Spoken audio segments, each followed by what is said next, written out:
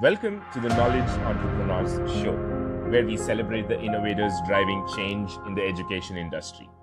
At Edison OS, we've worked with over 500 knowledge entrepreneurs to turn their edtech ideas into profitable businesses. Hi, Dr. Lisa. Good morning. Welcome to the Knowledge Entrepreneurs Show. Thanks so much for taking time out for this. Absolutely. Good morning. Dr. Lisa, I was doing a little bit of reading about you on the internet, and I stumbled upon a couple of audio recordings, a video, and a little bit of a write up. And I figured out enough to, understand and question a little bit about what you do. And mostly not about what, but how and why. Those are how my questions are going to be formed. So in 2004, you started the Neil Management Group, and you are in the healthcare industry.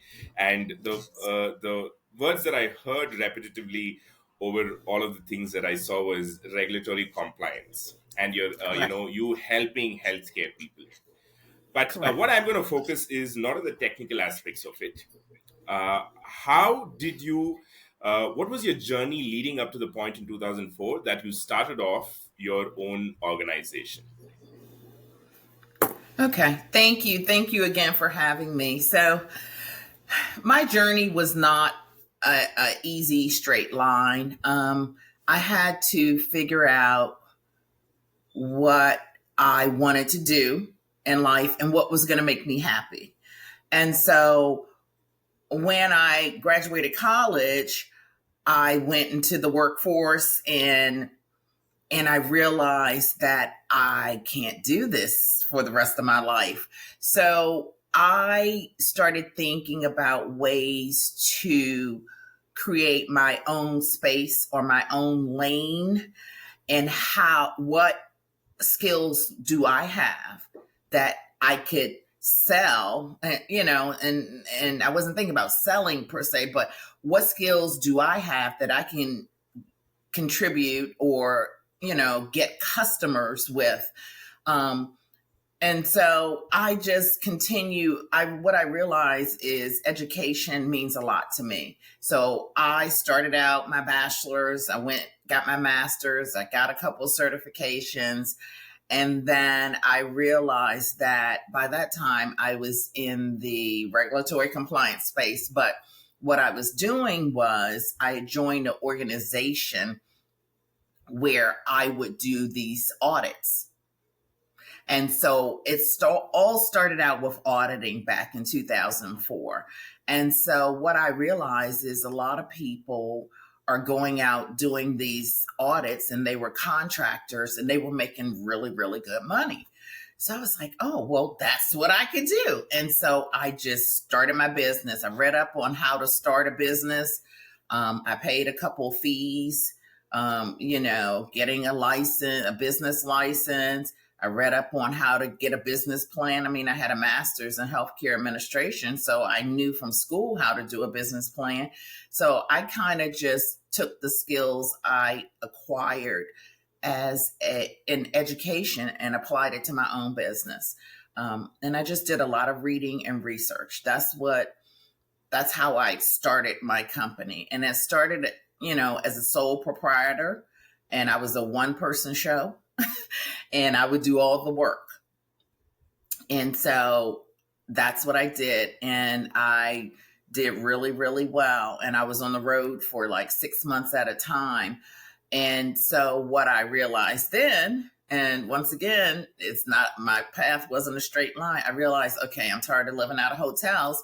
So I started putting my resume out to the federal government here in the US. And so I must have put a resume or filled out an application to the Food and Drug Administration. And lo and behold, they called me while I was on the road. I had put the application out 5 months ago and they still called me and they wanted me to come in for an interview. And so I ended up getting that job, and I went into the federal government for a few years, a good 12 years, and still did my business on the side. But I just didn't have a lot of clients. I only had select clients. And I did a lot of stuff remotely. So that's kind of how I started my journey, um, and fast forward to today where things are just really taking off. I retired from the federal government a year and a half ago, so, and I still have my business. So now I've been in business for 19 years, and I have started into this new journey. Whereas initially I offered my services. So I said, okay, Lisa, you need a product because it's product and services. So what I had been doing over the past 12 or how many ever years I was in the government, I had been doing a lot of training. I had been writing a lot of SOPs, manuals, stuff like that. At the same time, I got a PhD in management, a doctor of management. So what I did was create an educational program for laboratory medical lab scientists. Because what's happening is in the United States and probably internationally, there we have laboratories that need clinical laboratories that need qualified certified people. Especially I saw a problem when the COVID epidemic came about, because what happened with COVID was all these labs start popping up out of, I was getting calls. Can you come and help me open a lab in the basement somewhere? No, we don't open lab in the basement of people's houses. That's not what we do. So what I found was that the standard that I was taught was non-existent. I mean, it's a lot of things were happening during COVID, so it just pushed me. That was my impetus to create my own certification prep course.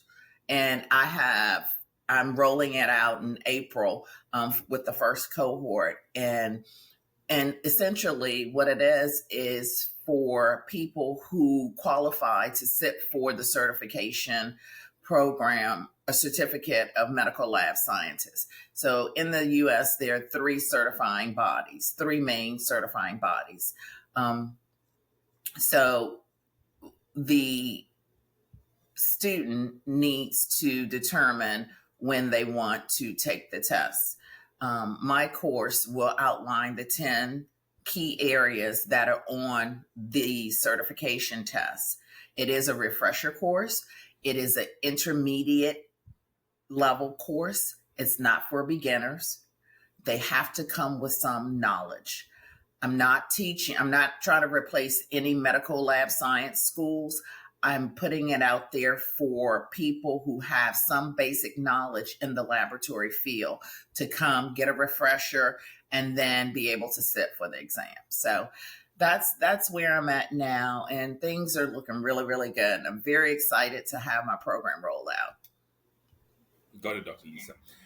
I'm just going to go back a little bit and then I'll I come know. back. I said a lot. I don't know. You said, you were trying to identify the skills that you had and you're trying to kind Mhm. of map it with what's available out there.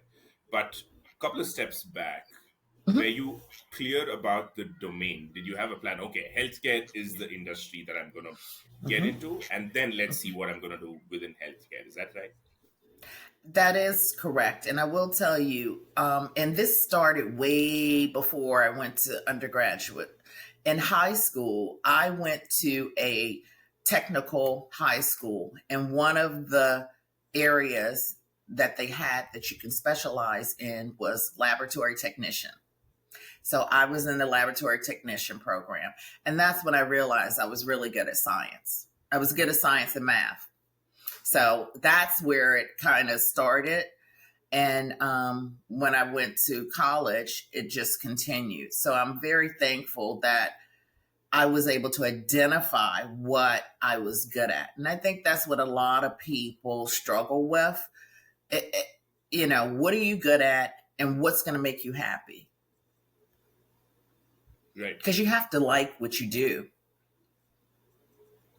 Yeah.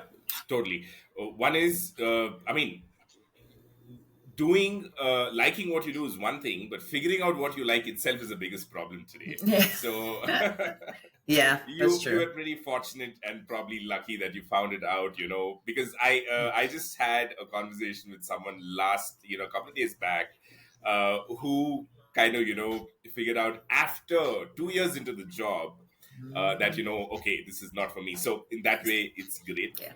uh, but Dr. Lisa, you said in 2004 you Hmm. started the Neil Management Group, and Correct. before that, were you working in the same industry as an employee, and then you started, or was it a parallel thing after your graduation? No, in 2004, so I graduated. I had been in the workforce, once again, working for a local hospital, or I've worked for the Department of the Army, or worked for Bethesda Naval. So I had worked in different places, um, kind of working my way up the ladder. And I think that's when I started realizing that I just don't want to. I want my own independence. So I did what I had to do for those years, and that's fine. I even worked for the American Red Cross as the lab manager for 6 or 7 years. So I had really good jobs. I wanted my own. I want to be able to do and move the way I want to move. I want to be able to determine my own success as an entrepreneur. And I wanted to have more control over it. Got it, Dr. Lisa. Just another question about that part a little before. You spoke about identifying skills, but then you knew that your interest, you were good at science, and healthcare is where you wanted to be. Mhm. And within healthcare, there are, it's a vast industry, any industry for that matter, Yes. and depends upon skills, where you want to place yourself. How did you go about identifying and mapping these skills? And did you do it, in a trial and error method? As in, did you work and figure out whether that is what you wanted to do, or did you figure out any other way that this is what I wanted to do? So I started out as a regular person working in a lab. And what I found is that I was on an upward trajectory to be a manager or supervisor. So what helped me was to was one, getting a master's, because with that I went to different training programs. um, and I identified like my personality type. I identified some of my skills, what I'm strong at. I identified communication challenges, and so once I've always been a person who does a lot of self examination. So once I realized that, okay, I'm good at this, but I need improvement over here, I'm willing to do the work. And that's what I find. A lot of people may not be willing to do the work, but I was willing to do the work. I worked on whatever communication skills I may have, or I worked on, I don't know, project management type skills if I need to have more skills or tools in my toolbox. I worked on things like that because I knew it would improve me as a working professional. So I think that's very, very important. It's self-reflection. Got it, Dr. Lisa. You also spoke about how you just wanted something of your own for whatever reason, Mhm. and I just want to understand, most most people think of entrepreneurship as a place where you can be your own boss and make a lot of money and stuff like that. That's how it all, the dream starts. But Mm-hmm. let's take out money of the Yeah. equation. It may happen, may not happen, that's a different thing. But what were your reasons? You said you wanted to be independent, that's one thing. But Yeah. looking back now, what do you think were your reasons to switch? I'm asking this question keeping in mind, uh, you know, even today we are in 2024 and we are talking about 2004. Even today there are problems about, there are talks going on about gender equality and stuff like that in the workplace. So Mhm. did that have to do anything? in 2004? Because if that was the case, it's only counterintuitive, because what I've seen is some of the women have told holding down a job and then growing within the organization itself is a huge challenge. And, that kind of, by doing that, they overcome a lot of obstacles and they pave way for others, following them. So, with all of these, how was, your move going independent in 2004 was? Yeah, when I think back to 2004, I didn't, I, for me, I just have, I've always been a hard worker. I've always taken pride in what I put my name on. So, regardless of gender, regardless of race, I just wanted to do a good job if I'm going to put my name on something. And that is just, I look at it as more so work ethic. I have a good work ethic. I was raised like that. Um, and what if I look back at my family's like that. My whole family is somewhere in education. Most of us have advanced degrees. And I just have a good work ethic. So I don't lead with, oh, women's rights, the world is the world. Okay. We or I or whoever it is has to figure out how they're going to fit into this world and make their own mark on it and be proud of it. So that's kind of how I look at it. They're gonna be challenges. I know they're challenges. I've ran into obstacles, but right now at this point in my life, I just try to move with intent and have a purposeful intent. Try not to waste time. My time is very valuable. That's one thing. I don't like people to waste my time. Get to the point. Let's move forward. And, I'd like to get things accomplished. So, I'm not sure that, I don't know if that answers your question, but that's just how I move. Totally answers my question. Pretty straightforward. I got the message. Thank you. It's pretty awesome. It's easier said than done. That's all I I'd like to know. say. But yeah, I great know. stuff. Dr. Lisa, you Mhm. said after you started the Neil Management Group, you got a call. You had filled out an application. You got a call from the FDA, and you got a government job. Now, the way government job works, I'm sure not just, I'm from India. It's not just from India. All across the world, government jobs are valuable, right? There's a sense Mhm. of security, and it's Yeah. the government you're working for. There's a sense of pride, responsibility, power, everything that you get. But you managed to keep your business afloat through it all. You were with the government for quite some time, 15 years plus, Yeah. About from what you said. Yeah. 15 with FDA, in total 20. I did 20 total. So I retired. Right. And this is what I interpret or kind of, take away, but you can correct me if I'm wrong. It seems like although you got the government job, you were like, you know what, like the attitude you just mentioned now, I was just trying to do some hard work, do whatever I do the best. You never depended on the government job. Did you treat it as, okay, that's there, but I still got to do what I do? What was the motivating factor for you to keep a business down while you were still with the government? Did you That's not a get good question. complacent? That's a good question. So the way I transitioned. So it was a transition.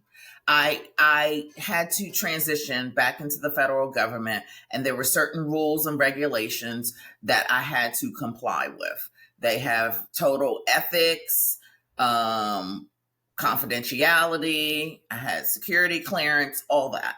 And there's also a way, and especially in the FDA, and a lot of people don't know this, but just think about it. The FDA hires a lot of physicians and lawyers, and some people still have their practices outside of working for the federal government. So there are different forms that I had to fill out. And tell them who I did business with. And I was very transparent about that. And like I said a minute ago, I transitioned in and I just scaled down my clients. I may have one client every whenever, once a year or something like that. And then some years I didn't have any clients. And I was okay with that because, once again, I knew what my goal was. One thing I've done throughout my career is set short term and long term goals. I knew that, okay, this is some method to the madness. Let's do this for 3 to 5 years. And then I will reevaluate and say, okay, I think I can keep going. Let me do this for another 3 to 5. And then at a certain point, I realized 20 years was very close. I said, okay, let me do the 20 years and then I can retire, and I transition back to being a full-time entrepreneur. Now I'm going to tell you that it got scary near the end, around COVID time, when I was trying to transition back out. Fear kind of crept into my mind. I was like, oh my gosh, can I do this? Can I make it out, by myself and out there? And I think now that I look back, it was the best decision I made. And I love being an entrepreneur. The past year and a half, almost 2 years, has been fabulous. Especially as I roll out this educational program. I mean, I just have made so many good contacts, meeting a lot of good people, a lot of students. I've been to some conferences and spoken at conferences, a lot of good people. So I think it's the best thing that I could have done. And like I said, my path wasn't straight. I had bumps and bruises, but you have to be resilient and continue your journey and stay focused. That's one of the takeaways I tell a lot of people, and even some of my mentees. Just have to keep going. It's just a moment in time. Things don't always work out, but just keep pushing ahead. You'll get past it. Got it, Dr. Lisa. This is going to look like a repeat question, but I have my reasons for it. While you were talking about how you scaled down your business while you got into the government job, some years went by not having a client and stuff like that, but you still stuck to that, and now it looks great because it's like 20 years now, 2004 2024. It looks like, okay, you've been running the company for 20 years. But what was the thought process behind you? I mean, did people be like, why are you still having this company up and running? Just, wind it down. How did you choose to, in the hindsight, it looks very wise and strategic and stuff like that. But how was it back in the day actually doing it? Did you feel, oh, am I wasting time and money and resources on this company, keeping it afloat and stuff like that? Or was your plan, like you said, your short term and long term, your long term goal was like, okay, eventually I'm going to do the Neil management group thing? Was that what it was? Well, I don't know if I thought it all the way out to say, okay, now my company, I just hold on to it. It'll be open for 19. I did not think that one out like that. I was just trying to, first I was really, to be honest, I would think I was navigating the career scale in the federal government, because when I left at a high level. And then I realized, do I really want to deal with the federal government high up? And I said, you know what? I still have my business. I don't have to do that. I can work for myself. I can get contracts with the states for myself. There are other networking, laboratory consultant networking groups I'm a part of, and they give me business. They send me clients. So there's so many, I did so much research prior to leaving. I didn't know as I was going through the journey, but I just knew, just keep your business, Lisa, just keep your business. And I did. And that's just what I did. And I'm very proud of it now. It does seem strategic. I didn't plan it. That's what I'm saying. Some things I planned, some things I didn't, but it is very strategic now, and I love what I'm doing. I love the people I work with, and that's just I'm in a good place with my business. Awesome. just keep your business, just keep your business, no matter what, just No let it be. matter You what. never know. Yeah, great stuff. Dr. Yeah. Lisa, you said, at the point of, you decided, do I want to do anything more with the federal agencies, and, you wanted to start your own and stuff like that. And then the pandemic hit. So Hmm. was the pandemic, especially in your field of business, was it more like a blessing in disguise? I mean, with all due respect to what happened to others, but of course, some of them thrived in that time. Was it something like that for you? So for me, it I guess you can call it a blessing. I don't call the pandemic a blessing. I think it brought clarity to life in general. A lot of people died. There's so many sad stories behind it. But then I realized, my agency played a big role in with the vaccines here in the US. And I was very proud to be a part of that agency during that time. It was rough. I mean, we took a lot of hits, but I was very proud. I'm very proud to have worked for the Food and Drug Administration. Um, so, I don't know, after the pandemic, it made me reevaluate and say, okay, Lisa, when is the 20 years up? And I realized 20 years is up at this point. And so I think that was my exit point. And I just exited. So I enjoyed working there, but I'm enjoying my own business as well. So Got it, Dr. Lisa. It was a cold turkey exit. I mean, did you have a plan? Like, okay, I'm going to exit in mhm, 1 year. Let me make some mhm, plans. mhm. I did. It took about a year before, because in the federal government you can get estimations, you can run your numbers, you can see what you're going to get here and there. So yeah, I attended seminars. I did all that. They do that in the government. Got it. One of the important things for people transitioning from a salary job to Hmm. a entrepreneurial thing is the money, right? Obviously, there's Hmm. certainty on the other side, there's uncertainty.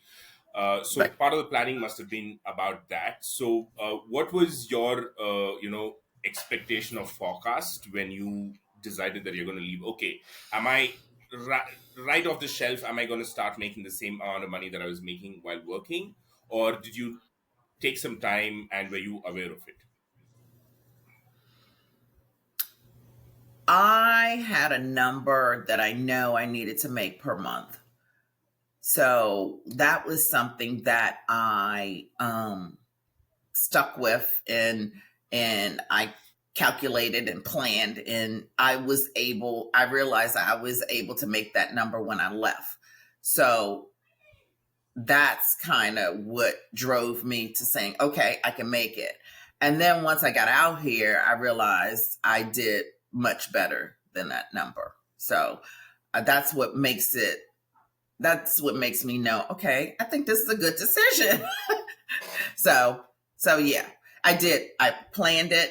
You have to plan it. I am a planner. Like I said, I plan. I look at stuff every 3 years. I've already looked at the next 3 to 5 years. I know what I'll be doing and where I'll be, or where I believe I want to go. Got it, Dr. Lisa. Mm. So I'm just going to talk about the other side of the story now. The education services that you're going to start. Your first cohort Yeah. you're going to start in April. So, Yeah. what is the link between the education thing that you're starting now to what you've done for the last 20 years? How does it all fall into place? And Oh, how is this going to complement your business? yeah. So I look at myself as when people ask me who I am or what I do, and I tell them I'm a medical lab scientist by trade. So that's where everything started. I started there, from high school up until my undergraduate degree. I'm a medical lab scientist. What I did with my career is I just built on top of it the leadership, the management, the healthcare, the PhD in organizational change and healthcare. My PhD was in healthcare. So I, I started out as a lab scientist. And so essentially what I did is just went back to where I started and asked the questions, how can I improve in that field or that profession? How can I share with others some of the knowledge that I have? Essentially, I'm trying to give back to that industry. And I feel my educational program is one way of giving back. Is to help people become certified as medical lab scientists so they can contribute to the overall industry and that career path. That's what I feel the passion to do. Got it, Dr. Lisa. Before I talk about this further, just one more question, right? You said Mhm, your thing was medical lab scientist, mhm. and the moment people hear the word, or I hear the word scientist, it's very technical. People are Yes. concerned with a lot of research, it's a subject matter expertise and stuff like Mhm, that. They're not really talking about business or leadership, or building on top of it in a peripheral manner. Now, in mhm, your field of trade, as you said, was it a natural progression, or you had to kind of go out of your way as a medical lab scientist and do things that was not expected of you for you to have done whatever you've done in the last 20 years? mhm. So for me, when I think back, I started out technical, correct. But for me, I had the passion to not stay, we call it on the bench, stay in the lab for 20, 30 years. I I did didn't not get that word on the bench, but that's exactly what I on meant. the Yeah, a bench. lot of people, they're on the bench. Yeah. Yeah, yeah. I didn't want to do it. I don't I needed to see growth. Where am I going next? You know, you start as a bench tech, you become a supervisor. What are the skills you need to become a supervisor?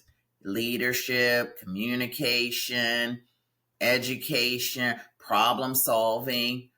That's how I progressed into the supervisory role. Then I said, okay, well, maybe what does the master's program look like? Then I went to school. I backed the experience up with education, or I backed the education up with experience. And so that's how I kind of transitioned from technical into the business part. So it was a stair step thing. It's a progression. Some people may still want to stay on the bench, but that wasn't what I wanted to do. I wanted to continue to progress. Now, I will tell you, early on, money was the driver.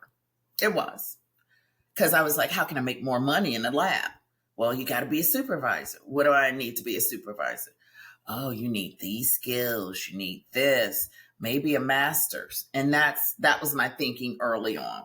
I'm not going to tell a story. When I was younger, yeah, it was all about money, money, money. How do I make more money? Because I wanted to make more money so I can enjoy life more, so I can buy a house, so I can buy a car. So, yes, early on, that's what it was about. But at a certain point, I realized that money doesn't make you happy. It's other things in life I that make me happy as I've matured in my career. And believe it or not, and I don't know how I got here. I didn't plan this either. But to me, giving back and mentoring and coaching people, that makes me feel good, to help them in their career. I also have a scholarship fund. I created a scholarship fund for medical lab scientists at my old school. So it's about giving back some of the knowledge and, for in the industry, in the field. I Got don't it, know. Dr. I Lisa. hope that answered your It question. did. It did. I have a follow up question. I mean, Yeah. it's not. The question may seem negative, but this is really to help people, understand a little bit more. You said, okay, one thing what I understood is, look, you might be in a job that would seem like you got to be sitting on the bench for 20 years, but then if you want to, you got to figure out what's the next step, and then if you want to grow, you got to do Absolutely. whatever it takes to do. But yes, there are the straightforward, structured things that you do, like finish a master's course, or etc., like check boxes, like basic Yep. qualifications. But apart from Yes. this, you might also, I don't know, you got to tell me, what are the other skills that are not on the book, like people skills, maybe, networking, talking to the right people, meeting people out of the structure thing. So Hmm. did your transition involve a lot of such stuff, where you had to Yeah. have a lot of people skills? If yes, Yeah. how did you manage that? How did you Yeah. strike a balance? Yeah. Absolutely. Absolutely. You do have to have people skills. And I have always, whenever I do these personality types, I am not, believe it or not, I'm an introvert. I am not an extrovert. I can have conversations. I can talk about anything. I can talk, but you do have to have that. They call them soft skills. It's the people skills. It's being able to talk, speak, and listen. I had a whole course on listening. Who would have thought you need, you hear people, you think you're listening, but you're not. Because you have to receive the information and acknowledge that you are listening to what they're saying. So yes, the soft skills are very, very important. You have to have, and all of that is discussed and learned initially when you get a master's. That's part of where I got my first introduction to the soft skills, the listening, the communicating, the stuff like that, personality types. Because just because you're in a group at work, all your personalities may not work well together. So you have to be respectful of other personality types, and that takes time. That takes time, because a lot of times people want it their way and it's no other way, but that's not how business works. You have to be respectful, even Got it. though Just sometimes you want to not listen to other people. right, got it. Just another specific question regarding this, and it'll be the last one, and then we can move on. While doing these, people skills, you spoke about listening. Did that journey also involve a lot of asking people? It could be anything, and if you did, what was the percentage of yes that you got versus no? What's the person? I got the first part of what you asked. The second part, you're saying what is if it what was If the you second asked, part? like, how much was the response to it positive and how much was it negative? Just trying to understand that, you got to ask to get something, right? A lot of people don't miss out on this part. You just can't be Yeah. sitting and, No. Okay. So yes, listening has its own process. You do have to listen, and sometimes people will tell you do not give you a positive response. But what I find is if you acknowledge what they're saying, sometimes you have to repeat back what they're asking you or speaking about. And that helps you better understand, what's going on, or making sure you understand. And then sometimes it's okay not to say anything. How about that? Just don't, just say, I receive what you're saying, and let me process it. So, right. and so those are some of the tools I use sometimes, because people don't tell me everything. You don't hear all positive responses, and so sometimes you just have to say, "Okay, I receive what you're saying, and let me think about it, and I'll get back to you." Got it. Got it, Dr. Lisa. Coming back to the education program that you started, you said, it's got to do about, giving back and stuff like that. Uh, Mhm. One of the aspects is that, you have a scholarship fund that you've set up at your place where you studied. Does it feel Mhm. like, hey, you know what, it's when you look at some people, you just feel like telling, uh, this is all you need to do, just do so and so and so and so, and then you come to a certain situation. And setting up a scholarship fund, is that the best way to go about? You can't really go and give unsolicited advice to people, although you might feel like somebody may need your help and you would be eager to help.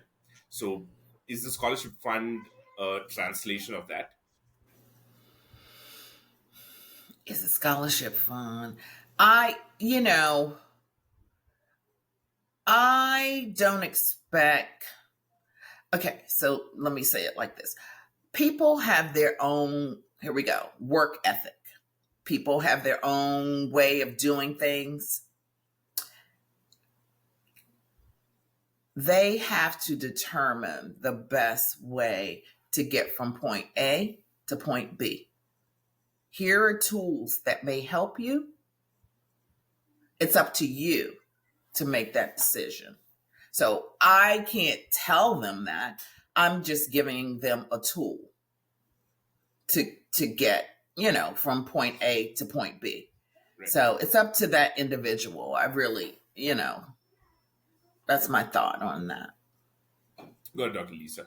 And the certification courses that you're offering, given that there is a lot of demand for the resources in your Mm-hmm. industry, does Mm-hmm. it promise or, pretty much guarantee if they obviously, completed successfully, are they heading to get the job? Or is it, are there Mm. still processes, where they may or may not get the job? Yeah, well, I'll tell you this. Certified medical lab scientists have a better chance of getting a position than a non certified.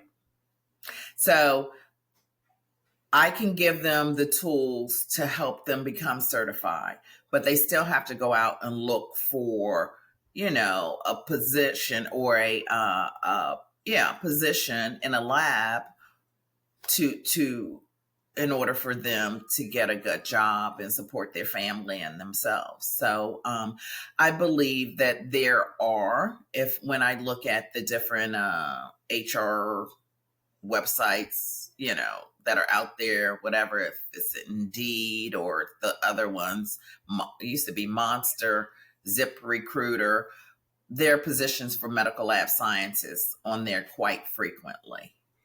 And I will tell you this, even as I work with one of my clients now, we're looking for certified medical lab scientists. It's hard to find. They're hard. It's very, very hard. So I know that there is a need for certified medical lab scientists out there. Okay. Yeah. I mean, I understand why you wouldn't want to say some things directly, but yeah, that's pretty, can't get more clear than that for people who are listening in. And about the whole education process, you said that, you've written a lot of SOPs, a lot of Mhm. stuff, but that was probably, for your regulatory compliance work and all Mhm. that. But starting a completely educational sort of a thing where you're helping people, you're teaching, what are the skills that you've had to skills or rather what are the different approach that you've had to pick up to set up, like what's the change in mindset, if I yeah, let me put it that way. That's a good question because I did have to shift. um, well, so we're using one of the skill sets that I don't possess that I do need is apparently one of an instructional designer. Um, the courses that I have, we have 10 that make up the entire program. I'm teaching one of the 10.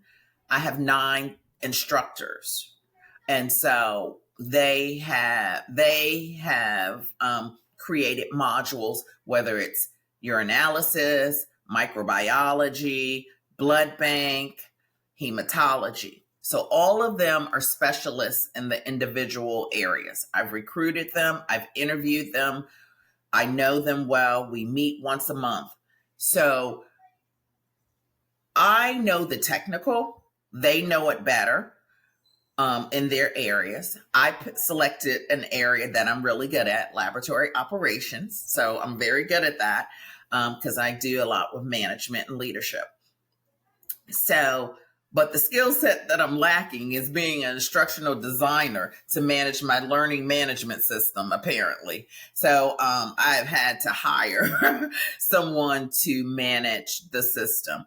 We initially implemented this learning management system over the past 3 months. But what I'm finding is that I need someone to look at this thing weekly, if not 2 or 3 times a week. And I just don't have that knowledge base or the bandwidth to do that. So yeah, there are some things that I've noticed that I don't have the skill set for. And being a instructional design or learning management system person is one of them. I can Got it, do the Dr. Lisa. basics. Got it. And what about your enrollments? How are they looking? Is it all, filled up, or So what are the marketing strategies that you've put in place to fulfill them? So, a good question. Good question. So, my enrollment as of right now is low, but I think it's because it's new and people don't know if it's going to work, if it's any success, and so I'm okay with this. We're still going to roll out the first cohort in April. We have some students that I have allowed to register, and we are going to roll it out, and we're going to get feedback from those students. It's sort of going to be like a pilot or a beta test. Roll it out, get feedback, see what works well, see what doesn't work well, make changes after the 10 weeks, and then roll it out again. I have to keep going.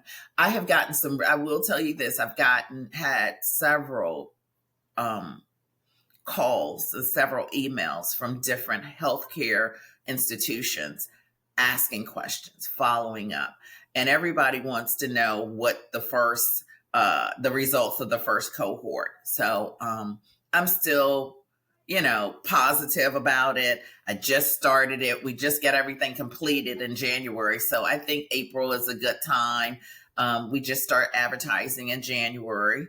So I'm going to keep moving forward until the word gets out. Got it, Dr. Lisa. Is this course something very unique and new? Is it not already being So conducted by? it is no one else is doing what we are doing.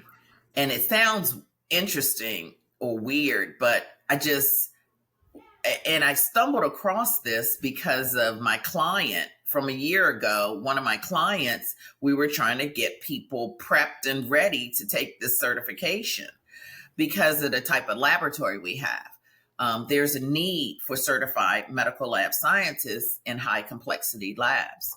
And so I went to try and find a refresher course or a prep course, and I couldn't find one. There are pieces of it all online, different ones, but nothing cohesive. And what makes my course unique is that we have live instructors who are there to answer questions. That's what makes mine unique. They can do stuff online. I call it hybrid. They can access the courses, they can look at the materials, they have the resources, they have the exams, all that stuff is online in my learning management system. But once a week, like if we're teaching microbiology this week, the teacher, the instructor is there to answer questions. And that's what makes mine different from other courses. And I will tell you this, I recently, as of yesterday, we submitted our first 3 courses through a professional organization to be certified as PACE credited CEUs. So now the people who attend the courses can get continuing education units, which is needed to keep your certification. So I'm very excited. So those are the first 3 courses. We're getting ready to work on the next 3 or 4 courses, and we're going to submit them. So I'm very excited, and I know it's going to work. I know it's going to work. I just have to stay vigilant and keep riding this out. Got it, Dr. Lisa. So the final part of the puzzle, which just help me if I'm please, correct me if I'm wrong here. So you are in the middle of your clients and your students. Your clients want certified, skilled people, and you Mm-hmm. have those skills, but obviously you're one person, so you want to Mm-hmm. transfer these skills to as many people and help Yeah, these clients hire these people. That's what you're doing on a correct. high level, Got it. And could you just share what is the persona of your clients? Like, what are they, and what are the students like? Who are these people? In case they're listening, they know it's them. So, my clients or potential customers can be anyone from a university who may have a medical lab science program, but they want they want a refresher seminar. My clients can be anyone who is at a major hospital, through any major hospital throughout the United States, who have a shortage of medical lab scientists, and some of them want to train people who already are working there in the science field. So if they train them, give them the face-to-face hands-on at the job, they still need a program that wraps everything up in one bow and prepares them for the certification. Those are my clients, and there are a lot of major hospitals throughout the United States. My clients can also be pharmaceutical companies. Some of those people have been doing lab research, and maybe they need to be certified to meet whatever state credentials. I'm here, I can help them. So, and also my clients could be the federal government. The federal government has medical lab science schools. And so, but they don't require that the enrollees be certified. So sometimes the enrollees may leave the military, but they're not certified, and they come out and they can't get a job because people are looking for certified medical lab scientists. So I can provide my refresher services to the federal government programs. So that's another client that I'm looking for. So those are my clients. So then I think the second part of the question was the students. Was Yeah. it about the students? And so we want to know what kind of students. I'm sorry. Tell me again Yeah, what what are what they probably doing currently? You know, what is yes, expected of them? Who can apply and stuff like that? What makes them qualified? absolutely. So my students are people who have potentially a 2-year degree. They're medical lab technicians, and they've been in the workforce for X amount of period of time. And then maybe they go back and get a bachelor's of science. That's one of my students. My students can be people who have a BS, a Bachelor of Science in biology, chemistry, whatever, or a Master's of Science in biology, chemistry. Once again, and they're in the lab and they've been working in a lab, but they can't climb the ladder because they're not certified. That's one of my students. So those are the students, and that's where or why I created the program, because I created it for a working professional, actually. Um, I know there's so many people out there who have just a bachelor's degree. They've been working in a lab, on a job training, but they need to or have a passion to move up the career ladder. And this program can be utilized as a tool to help them move up the ladder. So that's kind of where I am with the program, and that was the impetus for its inception. So Got it, that's Audrey. what it Exactly. is. One probably my concluding question is about you had to build content to have your course up and Mhm. running. You said it's going to be hybrid, it's going to be self-paced as well as live. Two things. One is, what are the kind of, is the content creation done? Like the production, is it videos? Is it PDFs? What is it like? And my next question is, what are the tools that you've had to put together to kind of have this go live in Absolutely. terms of a video conferencing tool or LMS and stuff like that? So the LMS platform we're using is Canvas, and they have been proven. I mean, they've been around for a long time in the United States as far as educational platforms. So I'm very confident in the platform that we're using.